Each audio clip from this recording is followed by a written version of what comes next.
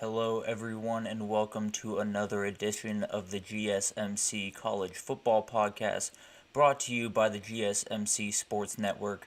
We have a great show for you today because the college football playoff will not stop changing. There are tons of new reports coming out from tons of different sources, some very, very viable, about all of the different changes that are happening within those meetings. We will get to all of that.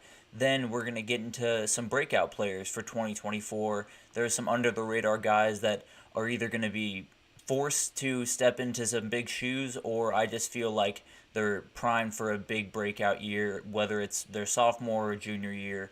And then we were going to get into some possible 2025 head coaches. The head coaches in 2024 have been all over the place, tons of different openings. So I thought never too early to put some new names on your mind to possibly take those jobs this time next year, because tons is changing very quickly, and some of these guys could be, within head coaching jobs within the next 365 days. So I want to update you on all of those guys. And then finally, we have our new segment, Hot Take Thursday. Now, I am not necessarily a big hot take person, but I got a couple in the chamber that I am ready to give you, and we'll start with an absolute doozy tonight. So let's definitely stay tuned for that, but let's jump right in. Actually, before we jump right in, I do want to remind you all that we do get tons of questions throughout the show and people that would like to interact with us. So the best way to do that is to use the link at the bottom of your screen, streamelements.com/gsmcsportsnetwork./tip.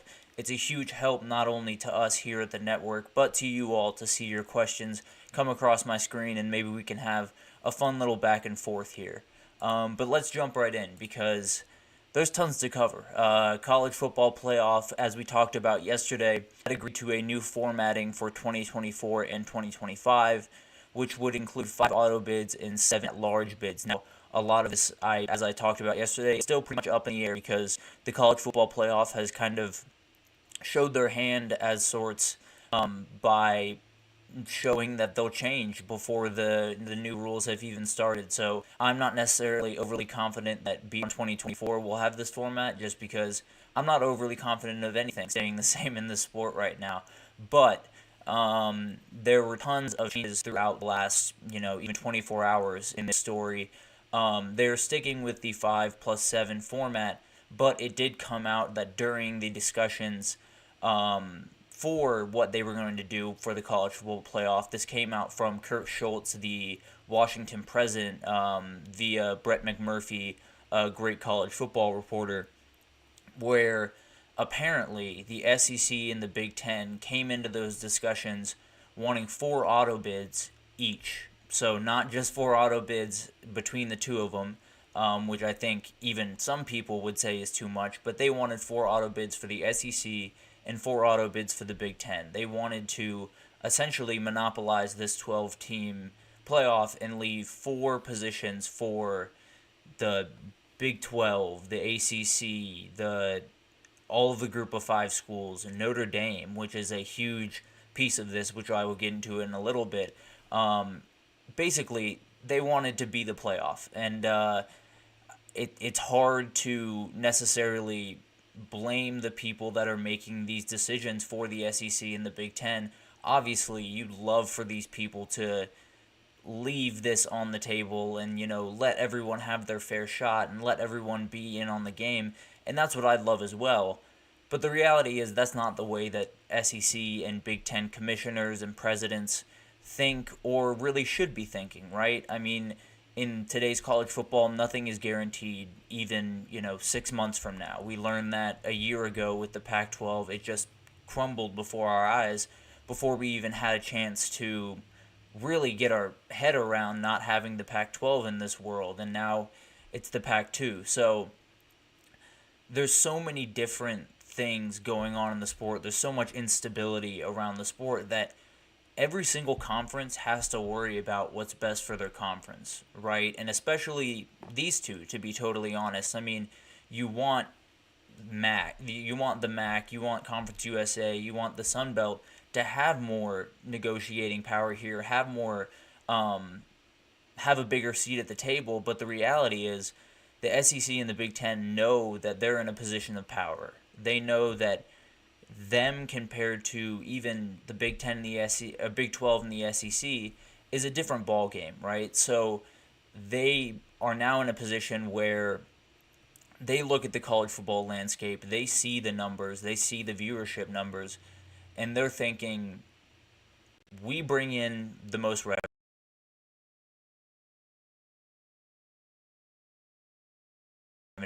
we bring in the most fans, we have the most premier players, we play the best football, all of this different stuff.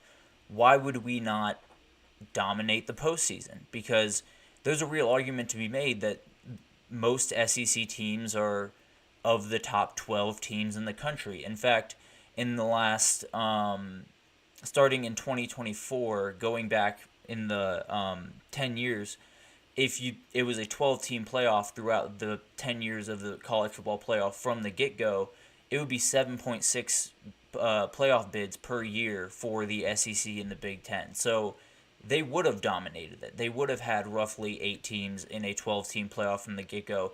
And last season, it would have been 9 teams in a 12-team playoff between the Big Ten and the SEC if the rankings were as they were set up. So there's definitely an argument to be made. There's no two ways about that. The argument is absolutely to be made that the SEC and the Big Ten deserve to kind of flex their muscles, as it were, and deserve to kind of demand more in this space. It's the same thing that happens in professional sports. The teams that are winning championships, the teams that move the needle. The Chiefs get a lot of, I don't want to say in any big time decisions, but at the end of the day, when the NFL is thinking about making rule changes or thinking about who to put on national television or thinking about what differences they want to make in the game, the Chiefs are a team that come up immediately. The same way when the Warriors were successful in NBA, you had to think about the Warriors before you thought about some other teams, because the reality of this is it's entertainment, and it's a for-profit entertainment model. So you are in the business of making the most money for not only your conference, your teams, but for yourself in a lot of ways. And while that is a very frustrating thing to get your head around as a college football fan, because the reality of the sport is, for a long time, it felt cleaner than other sports. And whether or not that was true, I think, is massively up for debate. I tend to believe it was just as slimy and smarmy in the backdrops as the other sports, but it felt like the players were playing for something bigger than money. They were playing for, the pride of the game. They were playing for, the love of the university, whatever it was that initially drew college football fans, whoever you are, to this game.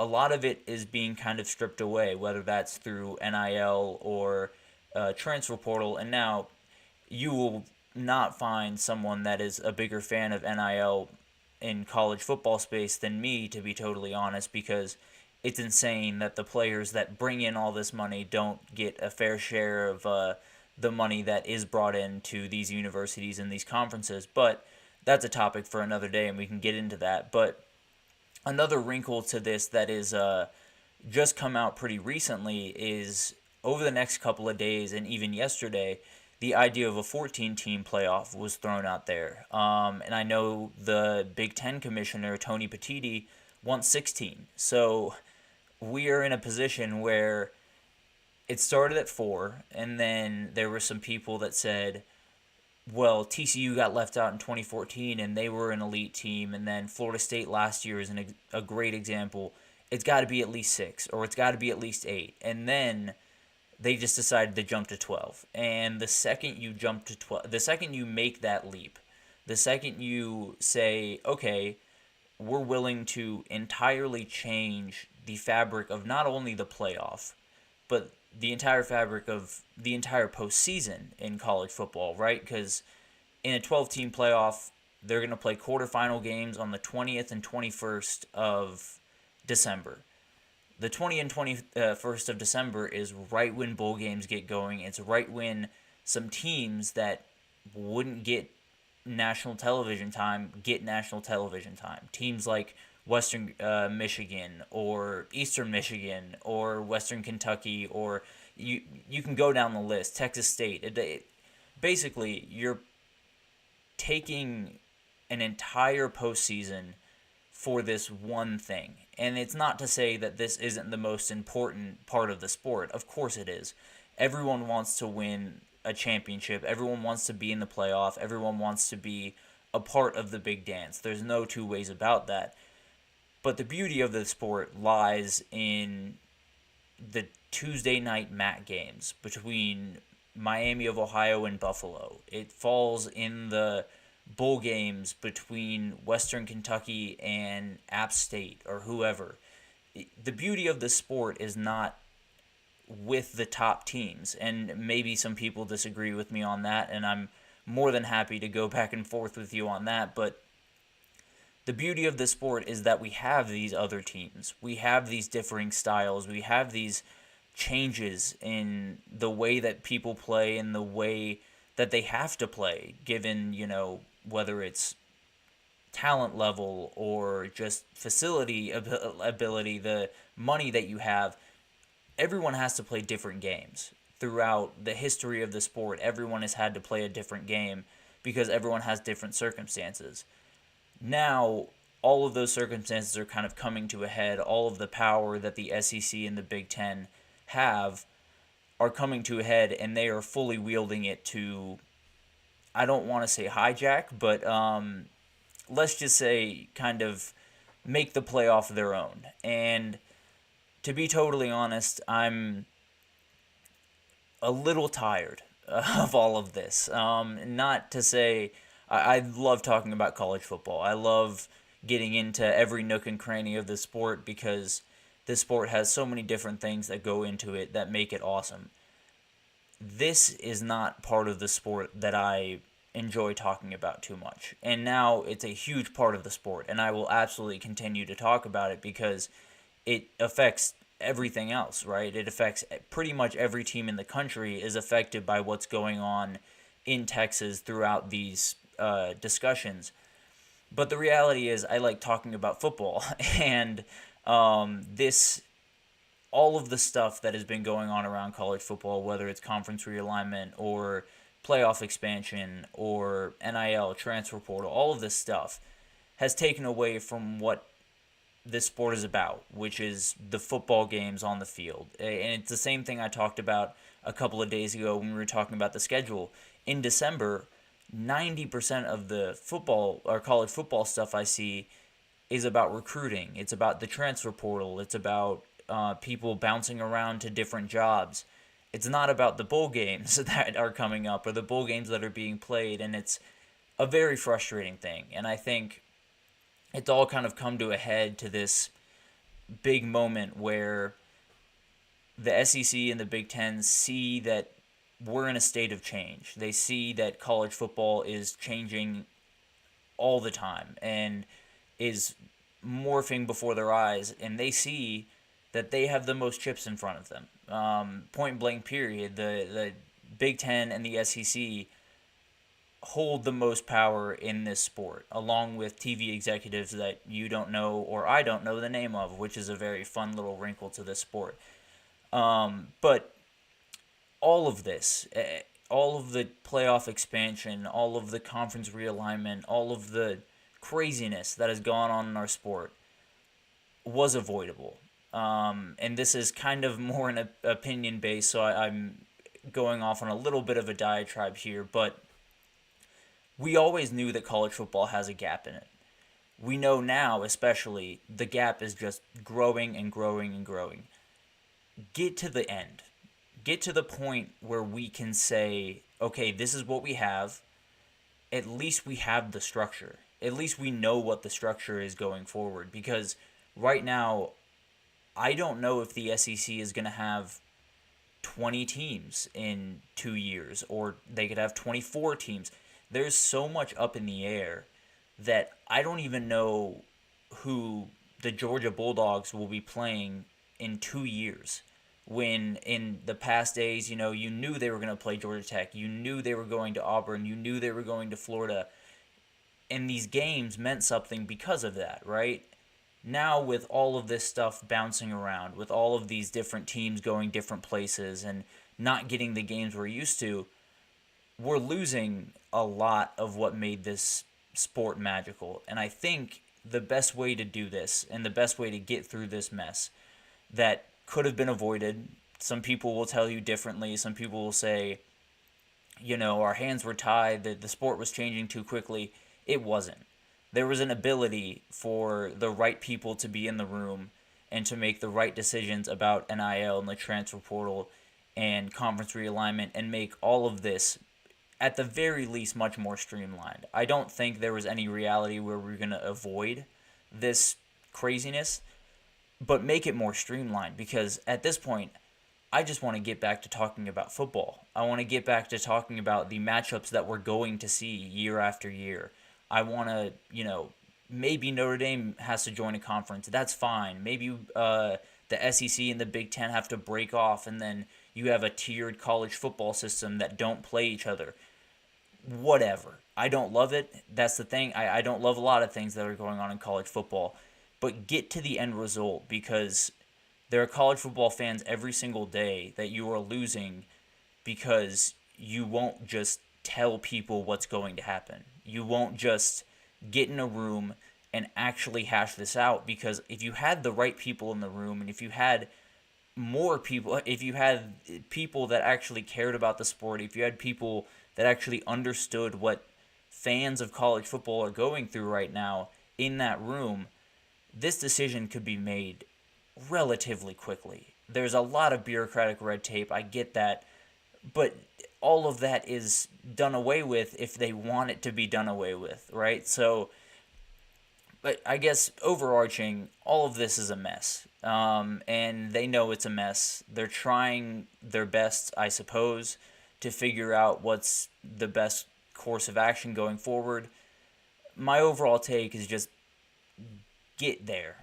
Get to that point. Get to the end result and let us figure out if we like it or not. Because you're going to get there anyway.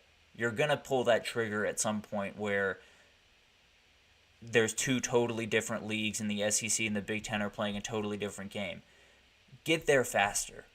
Because we want to see not only what these conferences are like, but can we get emotionally attached to the new matchups that we're going to see? So I'll leave it at that. I've been a little bit long-winded here. It's been a lot of emotion around this, because a lot of this really frustrates me, I'll be totally honest. There is not a lot of redeemable qualities I've been able to see in this mess that we've seen, but just get to the point where we have a structure, we know what we're doing, and we move forward with confidence for at least a decade. Just give us a second to breathe before someone else moves and someone else jumps. So I guess just get it moving. If you're going to do it, get it moving. And if you're not going to do it, then figure out what the best plan is and set it and then move. Because it's really frustrating to watch the sport that was so specific and so tried their best to be regional, and you played the teams that you played, has now become an absolute mess, an absolute, all over the place with so many different respects that reel it in. Make it make sense to all college football fans, and then you can let the chips fall where they may, because you're going to lose some fans, but the reality is at least you'll know the structure going forward so fans can make that decision. But I'll leave it at that because I've been a little bit long-winded here. It's a very frustrating topic for me. But when we come back, we're going to talk about something a little bit lighter about the sport. We're going to talk about some breakout candidates for 2024. There are tons of guys that are going to have to step into huge shoes in 2024, and I think there are some guys that are more than capable of doing that and doing that to the highest degree. So we are going to take a short break, and we will be right back. I feel like I'm losing my mind. Is everybody in the world blind? Please, Lord, give me a sign, a sign. I feel like I'm losing my mind. Is everybody in the world blind? Please, Lord, give me a sign, a sign. I wanna be the greatest. Everybody on the fake shit. I look around and feel like everybody is the fakest. I make this every day and I'm impatient. Hoping one day I blow up from the basement. Statement, the top is so vacant. I don't hear shit that I think is amazing. Waiting for my day when I'm playing. Sold out shows for 1,000 faces. Hey, give me that crown. Get in my way and to be put down. It ain't your place, all this my town. If I want that shit, then I'll get it right now. I'm losing it, the noose it fits. I'm losing shit, a stupid myth. You choose to live or choose to dip. You choose to fight or lose your grip and lose a gift. Oh. I feel like I'm losing my mind. Is everybody in the world blind? Please, Lord, give me a sign, a sign. I feel like I'm losing my mind. Is everybody in the world blind? Alrighty, welcome back, everyone. We just talked about the craziness going on with the college football playoff and some possible strong arming by the SEC and the Big Ten. But now, well, let's get into some breakout candidates for 2024. There is so much changing in the sport, so many transfers from here to there, and a lot of these guys here are transfers. So let's jump right in because tons of guys to get to, and we'll start with a couple of running backs in the SEC. Or not in the SEC, excuse me, Roydell Williams, Florida State transfer from Alabama, used to be in the SEC. He was part of that group that came over to Florida State from Bama. Felt like a ton of guys, which is never a bad idea to get guys that previously played at Alabama. And Roydell Williams played a solid amount. I mean, a little over 500 yards a year ago, 5 yards a carry. So if you compound the amount of carries he's getting, I mean, the sky is the limit in some ways for this guy. A very capable pass catcher in the backfield. And I think one part of this that's huge for him is Alex Atkins does a great job with the run game. Obviously, he got a lot of help from Jordan Travis during that season because he is a huge threat to run the ball. DJ is a little bit less of a running threat this year, but is still capable of doing read options and different stuff like that to at least keep the defense on their toes. An uber-talented guy, was a little bit buried at the depth chart at Alabama. Did play a good amount against or next to Jace McClellan, but throughout the season it felt like Justice Haynes and Jermarion Miller came on even more, and he found a new place to play, which is more power to him. I think this is a great fit for him.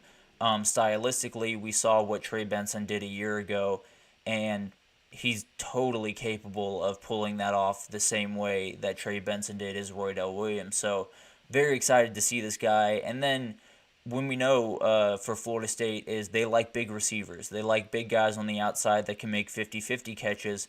And that's a huge help to the run game because it just spreads out the defense, forces safeties to play a little bit deeper than they normally would. So those running lanes are probably going to be there as long as the offensive line is solid. If he can exploit those, I mean, I would be...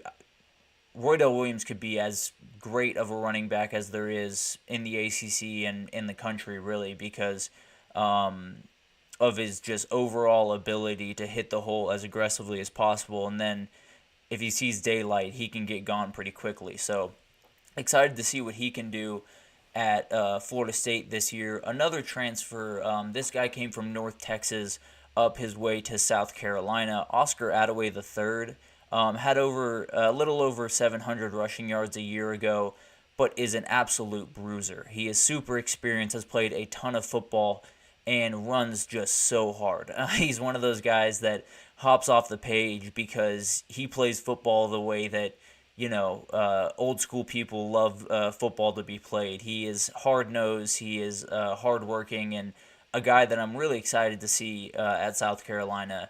The one, pause I do have about him being a full-on breakout star is that South Carolina O-line was not good last year, period, pretty much. I think they made Spencer Rattler look a lot worse than he really is, but overall, if that can improve even, 30% or 40% from a year ago, especially in run blocking, this guy is going to at least play a big part in their game. I think he will be a big goal line guy that will maybe get a ton of touchdowns this year. So he's going to be a huge part of that South Carolina offense because finishing in the red zone is a huge battle when you're in the SEC and you have all these great defenses. But when you got a guy that can absolutely run over pretty much anyone, it helps a little bit. So excited to see what Oscar Attaway can do jumping up to the Power 5 level. A guy that is stepping into some massive shoes over in Austin, Texas is Gunnar Helm, a tight end that was kind of stuck behind Jatavian Sanders. Now, Sark loves to play 12 personnel. For those who don't know, 12 personnel is one running back on the field and two tight ends. So he loves to play two tight end sets and kind of play around with different Steve Sarkisian loves to mess around in the playbook as much as possible, and Gunnar Helm tended to take the role of a run-blocking, situational type receiver for the past couple of years, but behind Jatavian Sanders, who obviously was remarkable in his time at Texas and is most likely the number 2 tight end in this draft behind Brock Bowers. Now Gunnar Helm is in that room. They did bring in Amari Niblack from Alabama, but I think that only helps him, if I'm being totally honest. Amari Niblack is kind of that wide receiver build.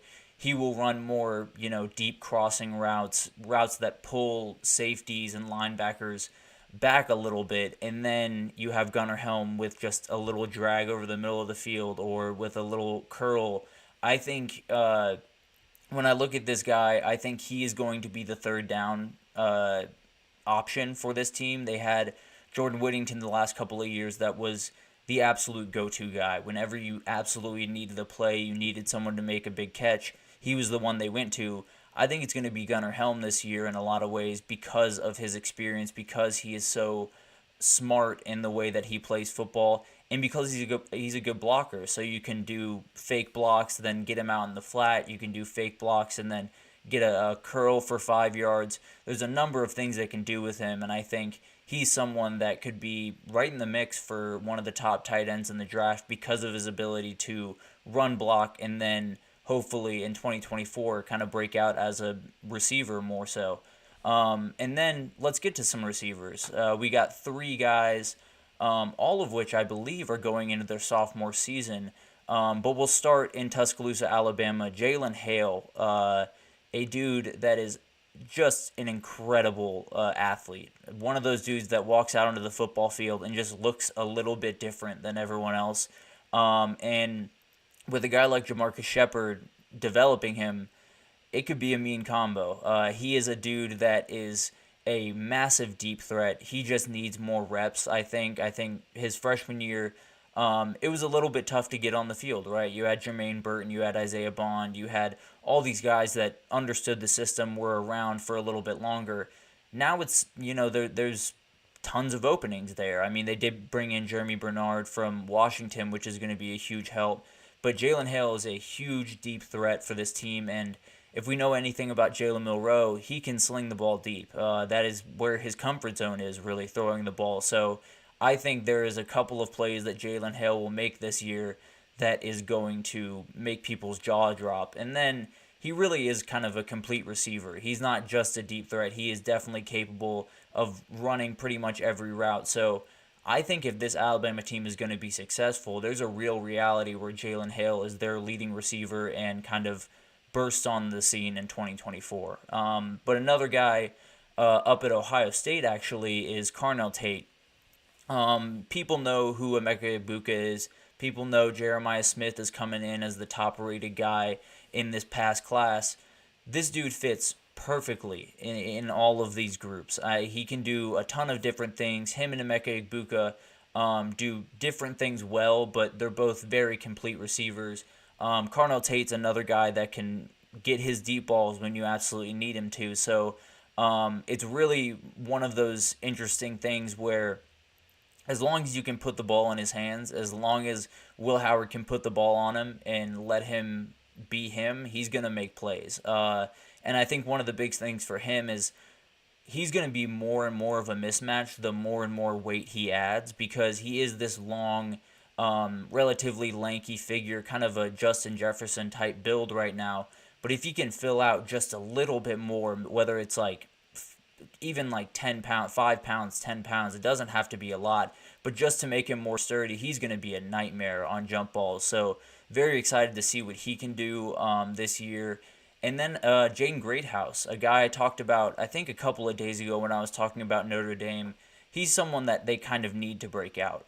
There's kind of a gap in that wide receiver room right now. Riley Leonard coming in helps him a ton because the dude is going to be accurate. He's going to get you the ball. The question is, can you make plays after the fact? And then having Mitchell Evans right next to him is just huge. This is a guy that is going to take up a lot of defense's attention, going to take up a safety pretty much every play, and that opens the door for pretty much every receiver, but especially a guy like Jaden Greathouse that is so long, has the ability to be all the way on the outside and just run and go and straight up just beat someone, was super talented coming out of high school and just kind of played inconsistently to start the year. But I think he is more than capable of jumping onto the scene and possibly even being the Notre Dame's leading receiver this upcoming year. And then finally, let's finish it off with a couple of quarterbacks. Some guys, one guy that I think a lot of people don't know, and then one guy that there are definitely some people that he has gotten on their radar. But we'll start with Aiden Childs, who is a transfer that came over from Oregon State to Michigan State after Jonathan Smith took that job. And he should be the starter. That's the expectation around East Lansing right now. And he's kind of a guy that reminds me of kind of a Cam Ward sort of player, sort of a Jordan Travis type player. I need to see more of him throwing the ball to really get a good idea of who he is completely. But the dude can make plays with his feet. He can extend plays. He can make a not-so-great offensive line look really good. And in a conference like the Big Ten, you're going to need to do that every now and then because these defensive lines are absolutely mean. They're going to come after you all day. So he's going to have to make some plays out of thin air, and he's more than capable of doing that. He's one of those guys that I could not be more excited to watch play because while it might be hard his first year and maybe 2024 might not be the breakout year, I think he's more than capable of breaking out in 2024. But the reality is the dude's ceiling is through the roof. So whenever he does hit that, it's going to be incredible to watch, and I can't wait to see him just get more reps and get more time under center. And then finally, the guy that is leading the Kansas State Wildcats this upcoming year, Avery Johnson. Now, Avery Johnson did kind of burst on the scene a little bit last year with Will Howard's having some injury troubles. He played great in his time. I think he had a 5-touchdown game a year ago and is an elite rusher of the football, can play, can do so many different things in that playbook because of that, and he is one of those guys that can absolutely still throw the ball. Now, it's not quite as polished as you would have liked, but this offseason is huge for him to kind of develop that, and Kansas State is right in the mix for the Big 12, right? There's teams coming over from the Pac-12, but as of right now, as I see it, I think Kansas State is the team to beat, and obviously that doesn't mean a whole lot here in February, but I really do think Kansas State will be right in the mix for the Big 12, and if they are, Avery Johnson will be right in the mix for a ton of different awards in that conference. So very excited to see him get a full season as the starter and it be the Avery Johnson show in Manhattan. But we're going to take a short break here after the break. We are going to talk about some guys that could get jobs as head coaches in the 2025 market. Now, some of these guys are already head coaches, but could get, a bump up to a bigger league or possibly should have already and haven't. But we're going to take a short break and we will be right back.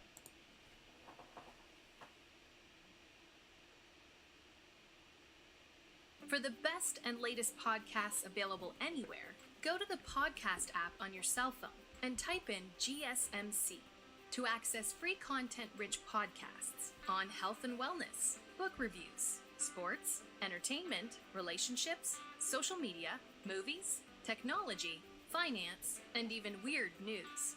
Subscribe and download the GSMC Podcast Network's family of shows, available everywhere podcasts are found. Alrighty, welcome back.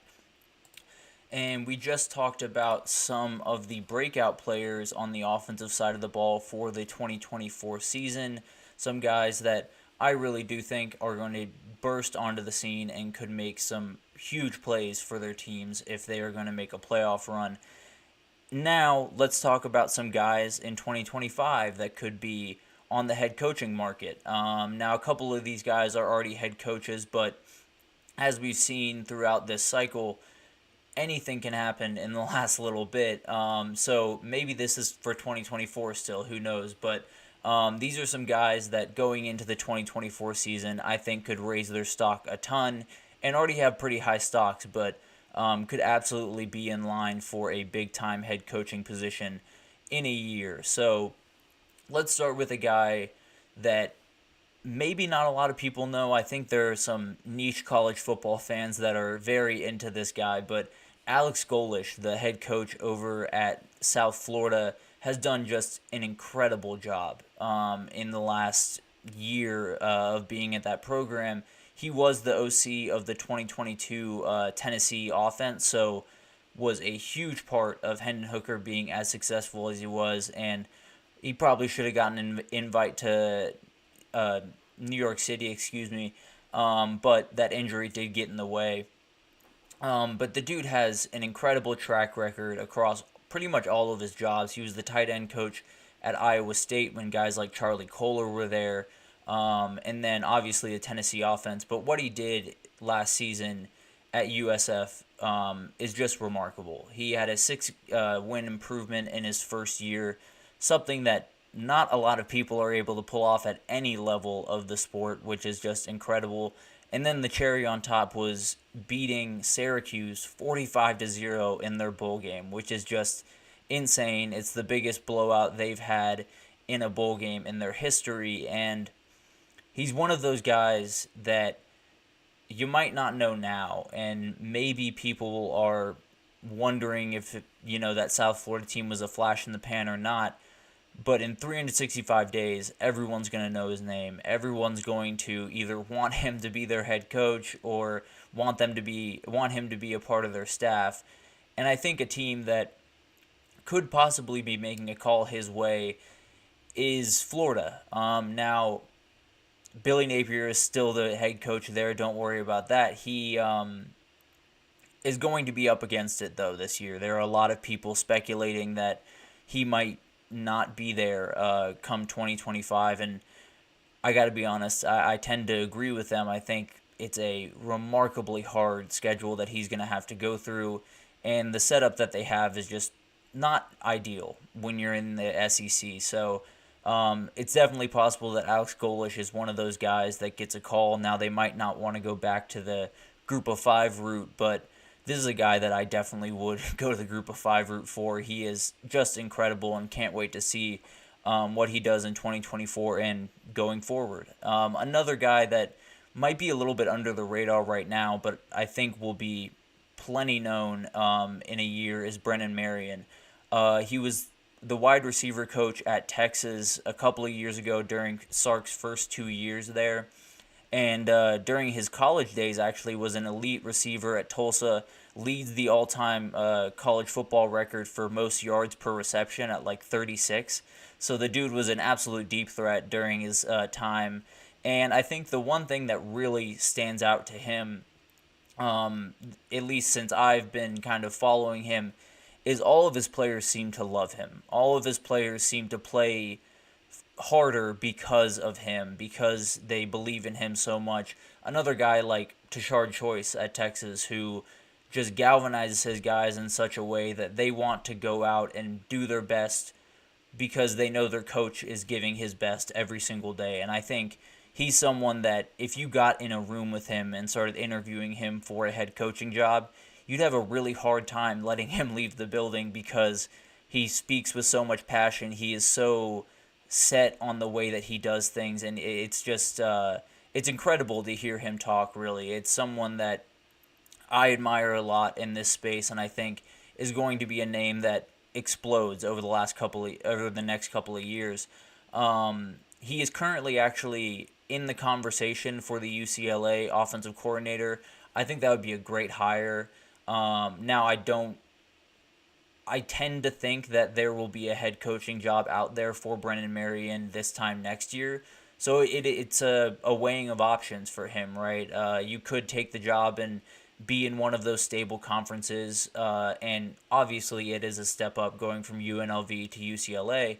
But he could take a massive step up a year from now if you were to stay at UNLV and they followed up a trip to the Mountain West Championship with actually winning it and being a remarkable offense with that go-go offense that he runs, which tends to employ two running backs, which just makes them so multiple and so hard to defend. And one of those guys that one of my favorite coaches in all of college football, and very excited to see what he can do. Another guy that is a little bit under the radar but won't be for much longer is Buster Faulkner, the OC at Georgia Tech. He's done an incredible job as just a year at Georgia Tech, led Haynes King to be the passing touchdown leader in the ACC a year ago. And he came over from Georgia, actually, to Georgia Tech when Brent Key was hired.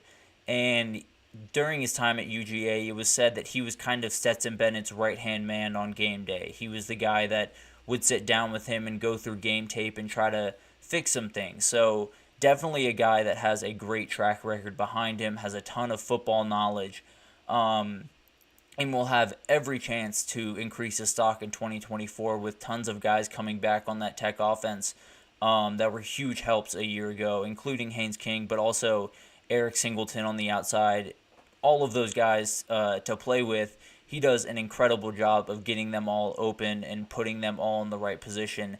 And I can't wait to see what he can do in 2024. He was up for the Middle Tennessee State job for a time, but decided to not take that. And I think that was probably the right decision because I think there's a big job out there just waiting for him in 2025. So excited to see what he can do.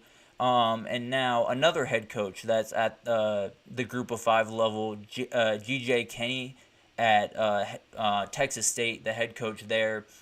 Same type of vibes as Alex Golish, a little bit less experience under his belt in the grand stage of things, was at Incarnate Word before taking over at Texas State. But the dude can recruit his butt off. He's just incredible. He's gotten two very good quarterbacks in his 2 years there. T.J. Finley a year ago, and got Jaden DeLora from the portal this year.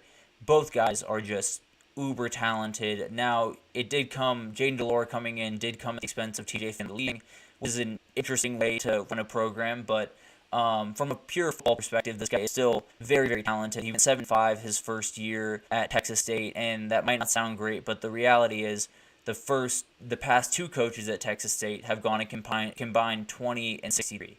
So total flip in not only culture but in the overall football play. So interested to see what the market will look like for him in a year. I think an offensive coordinator job at school could definitely be on the horizon for him. An OC at a big school right now that could be moving to the head coaching this year is Alex Atkins down at Florida State. One of the best play callers in all of the country. Obviously, the Jordan Travis injury did not help, but Jordan Travis was well on his pace to go to New York City, and Alex Atkins had as much to do that with that as anyone. I think even you would be surprised how well he did the circumstances of what they had. They did not have a lot to work with, and he found a way to include Wildcats, to include just really, really weird sets to just keep them in games, and that's all you could really ask from that point. He does a great job, in my mind, of pacing game, which is something that all elite play callers do really well, whether it's picking your moments to go no huddle and go up pace, or picking your moments to go into a huddle and kind of play around with the defensive sets.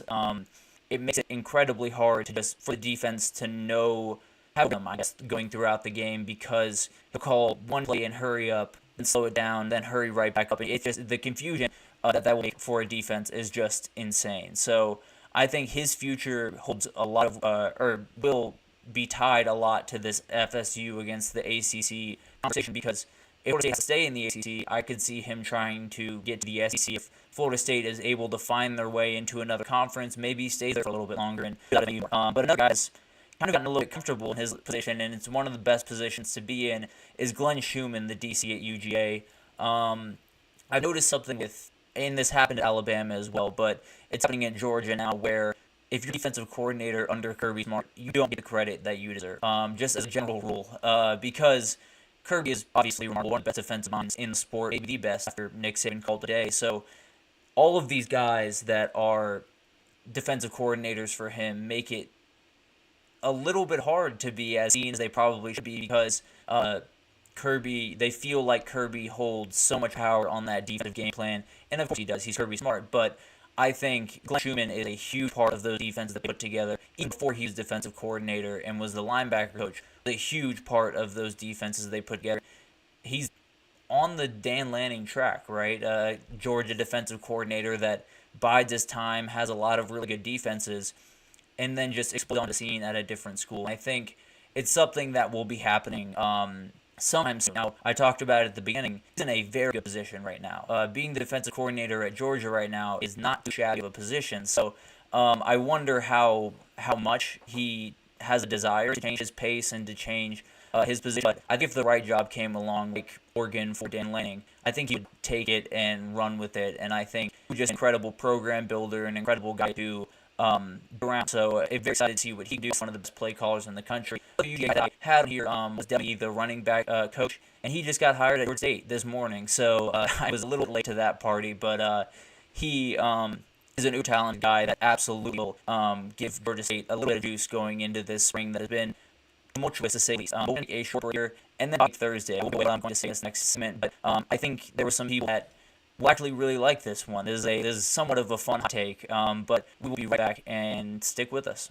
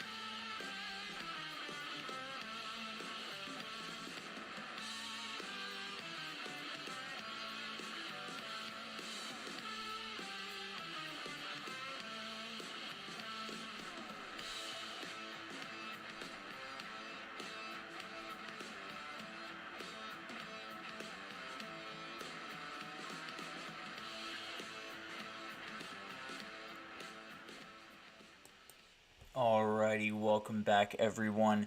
We just talked about a couple of the head coaching candidates that could be on the market come 2025 after the crazy coaching market in 2024.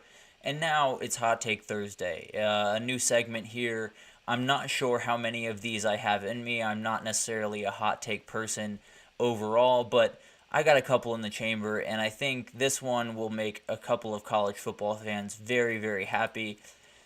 So, the college football lore, especially in my lifetime, there has been tons of different things to talk about, tons of different teams that have come and go, tons of different dynasties, really, throughout my time. You know, USC in the 2000s was the team, and then Alabama for a really long time has been the team, and then Georgia might be taking that mantle possibly.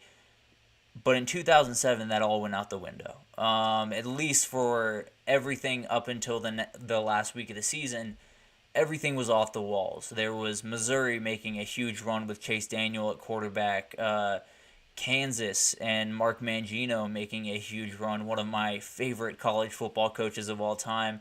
If you don't know him, look up a picture and you'll know why he's one of my favorite coaches of all time. But last year was just too quiet, right? That we had these 8 teams or these 7 teams up top, and everyone, pretty much everyone at least, including myself, was sitting there being like, okay, but it always gets worked out. We always figure out who, the best teams are. We always figure out the 4 teams kind of show themselves of sorts. 2014 is a little bit different of a situation, but in general, it could be relatively clean cut. Who deserves to be in, who doesn't, who earned their way in, whatever. Last year just wasn't that. We had, I think, going into Selection Saturday, literally 6 teams that could get off. Now, Michigan and Washington were in. We knew that. But between Texas, Alabama, FSU, and even Georgia, I think there was a genuine conversation had in that room of any of those teams getting in. And obviously the path for Georgia was a little bit slimmer than some of the other teams, but there were so many things that could happen to avoid all of the craziness that went on. Say Bama loses to Auburn, right? I mean, 4th-31. Say Jalen Milroe puts a little bit too much on that throw and it goes off Isaiah's fingers. Then they go to Atlanta. If he did, not waiting for a Georgia wins. If Georgia wins, then maybe they'll play off with all the confidence in the world, and they're the 1 seed, and Michigan's the 2, and Washington's the 3. And then, in my mind, at least, I think for 4, because the win that Alabama got the last weekend of the season was huge for Texas, because Texas now had a win over the SEC champion. They now had a win over someone that had a win over Georgia. So, although not a huge fan of transitive wins, that was still part of the conversation, right? So, a lot of the craziness could have been avoided. It just was. There was never that the other foot on this craziness around the sport. And all that culminated in the wildest last playoff slide that we had, and Florida State being left out. And a lot of stuff has happened since then because of that. But going into this next season, I think going into the last even go back like a decade, everyone had a pretty good idea of who that team was going into the season. Now, those teams didn't always win the title, but for a long time, Bama coming into the season, you felt like was the best team. There was a short period where Clemson, you felt like was the best team coming in. Then, Georgia for the past couple of years.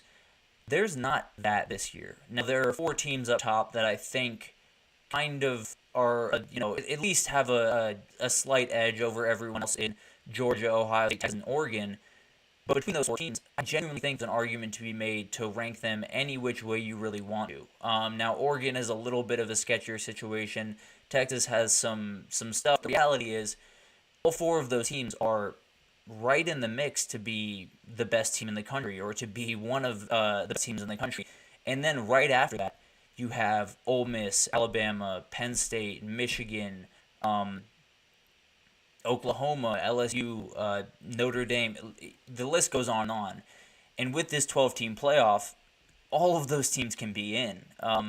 Obviously, there's going to be a Group of 5 team in. There's going to be some different wrinkles to that.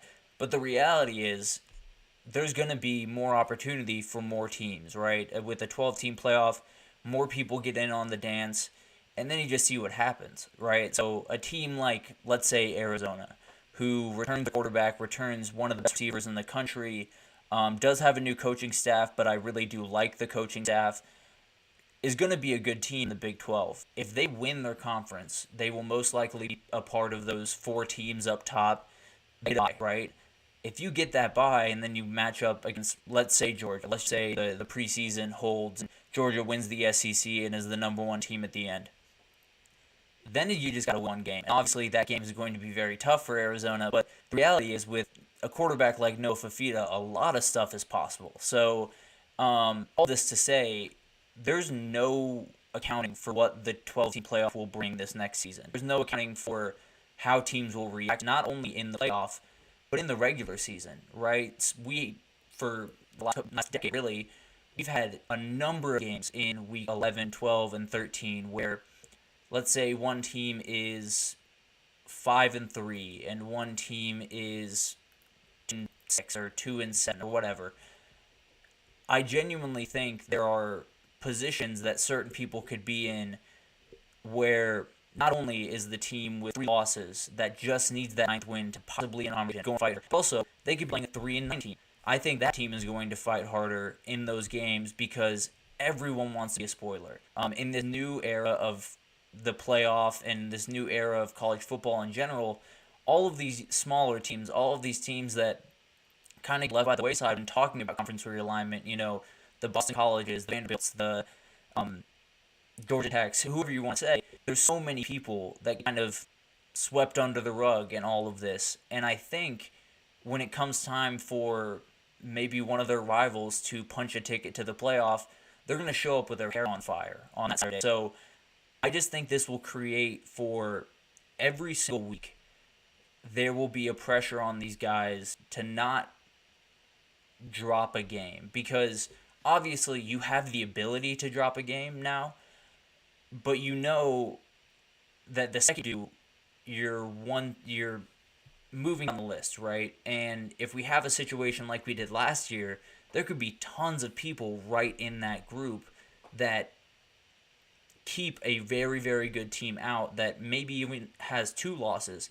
There's a real reality where we have 12 teams that have 0 to 2 losses, and a team like LSU, who is probably could end up being a top 12 team in the country, even going 9-3, would be left out because there's not, there's so much stuff happening up top. So all of this to say, 2024 has opened so many different doors around college football. I think there are so many people between players, coaches, administrators, presidents that are mad, that are very upset with the current state of things. And if those people get a shot at the big guys that they, picture as the people creating this problem for them in teams in the SEC and the Big Ten, they're going to take their shot. So teams like Arizona, teams like Florida State in the ACC, if they get stuck there, NC State in the ACC is a dark horse team that people should be keeping their eye out on. There's so many teams that have so much to fight for in this, not only on the field, not only because of football reasons, but because of everything that's happening around the sport. So although all the stuff happening around the sport I don't necessarily love. I don't love all the changes. I don't love conference realignment. I don't love a lot of this stuff that's going on.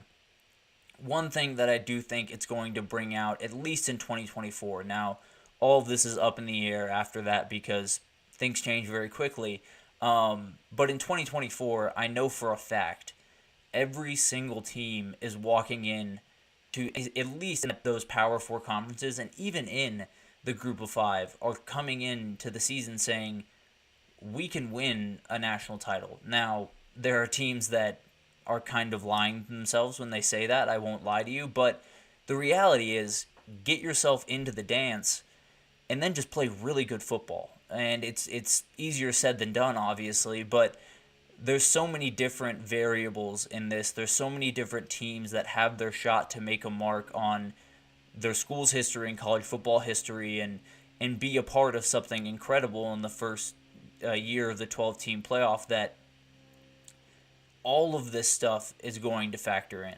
That all all of the outside noise and the teams moving places, and also with the teams moving places, how do they adapt to the new conferences? How does Oregon and Washington, UCLA and USC, how do they adapt to the Big Ten physicality? How does Texas and OU adapt to the absolute grind that is an SEC schedule? How do, Colorado and Utah adapt to the style of play in the Big 12? All of this stuff is going to lead to upsets. So upsets are going to happen where you don't see them happening this year because of all of these different factors around the sport that might not be great, but at least in 2024, I really do think it's going to make for a off-the-wall season. Now, I can't necessarily promise we will be seeing Cinderella stories like Kansas up at the top of the poll in November or anything like that, but what I can say is there will be tons of teams that will walk into their training camp and say, let's go win a title. Let's go get into the playoff and then play really good football, and at this point just give yourself a shot, because there's so many teams out there that came into the season knowing pretty much that they didn't have a shot to get in. Most Group of 5 teams knew they were not getting into the playoff. Now, Cincinnati was able to pull it off, but when you look back at that season, it's very clear why, because there was a big old opening waiting for someone to do it, and it felt like that Cincinnati had to be the team at the end of the day. So all of these teams are not coming in thinking, not only can we get in, we are going to get in if we execute and win our conference. So if we can do that, then the sky's the limit. So it's a very interesting year, and it's going to be a very interesting offseason. But I think the second the football starts, all of that is going to go away. All of the outside stuff, at least in the player's mind, is going to go away. And they're just going to see a chance to win a title. And there's going to be so many teams that see that, and there's going to be so many teams that want that. And I just cannot wait for this season, because I genuinely do believe it will be the craziest since 2007. I can't promise it'll be crazier or as crazy as 2007, because Lord, was that crazy. But I do think 2024 has some really incredible things in store for us on the football field, while it hasn't had some great things in store for us off the football field. So that will do it actually for this edition of the GSMC College Football Podcast, presented to you by the GSMC Sports Network. Your support does mean a lot to us. Please remember to subscribe and leave a positive review. It really does help us out a lot. We also invite you to follow us on Facebook, Twitter, TikTok, Instagram, all of the social media pages to get constant updates on every sport. If you're a every sport type of fan like myself, and you want to know about basketball, you want to know about what's going on in women's college basketball with Caitlin Clark, there's so many different things going on in the world of sports, and we have it covered wall to wall on this network. So definitely follow all those pages, follow all the YouTube pages and everything here. But that will do it for this edition, and thank you so much, and have a wonderful day. No.